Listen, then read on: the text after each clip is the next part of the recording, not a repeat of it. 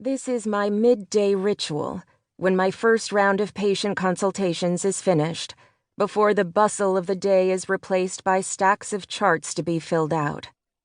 I escape to this terrace, this place of solitude, and hold tight to a few moments of perspective.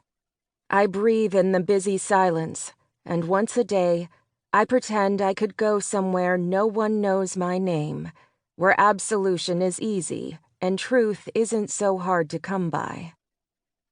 A bird flies overhead, past the parking lot below me, and the still street entrance beyond that. My gaze follows it to the path of the Willamette River, a wide divide of sleepless water that cuts Portland in half.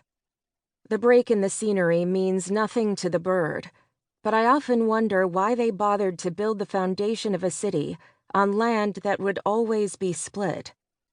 No matter how close to the water they plant offices, or how many bridges traverse one shore to the other, the two sides will never connect. It will never be whole. But I am up here, 7 floors high, and if I close my eyes and raise my face to the sky, I can almost pretend that I, too, am flying above it. Untouchable. Dr. Michels?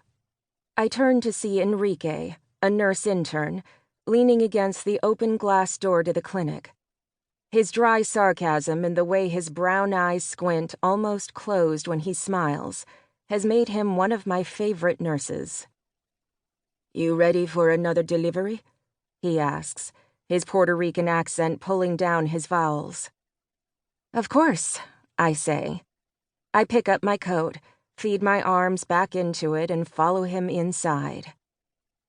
Sunlight shines through the towering glass walls of the clinic and glints off the modern furniture tucked in alcoves and lining the walls around the check-in desk. Enrique and I weave through women at various stages of pregnancy, with their families, nurses and doctors, and back into the halls of the clinic. A beehive that from the terrace is a low hum. Inside, a violent roar. Between my 4-year residency and my year as a licensed OBGYN, this is my 5th year at this clinic, and it still surprises me how many patients we fit into a day. Once we hit our stride in the hallway, Enrique passes me the chart of a laboring mother. 8 centimeters, he says. She's been laboring for 6 hours and progressing at a steady rate.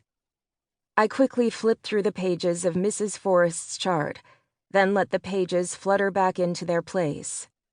Have you seen Vanessa around today? I ask him. Vanessa Liu is the chief of the OBGYN department and the woman who holds my fate in her email inbox. Vanessa agreed to be my mentor for my first clinical trial, one of a dozen hoops I have to jump through to get my research grant approved. A place to conduct my trial is the final piece of the puzzle. Once Vanessa gets the okay on lab space, I can finalize my grant application.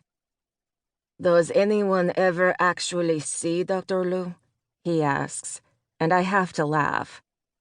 It's true that although everyone knows she hardly ever leaves the hospital, no one ever runs into her in the halls. She appears as if out of nowhere when she needs something, and disappears just as quickly when she's done with you. The clinic nurses have a pool going as to who her secret lover is. Secret lover? I say through stifled laughter. He shrugs as if to say, why not? She is a beautiful woman, if you can look past her tough exterior. Of course, more than a few people have said the same thing about me. It could explain where she's always hiding.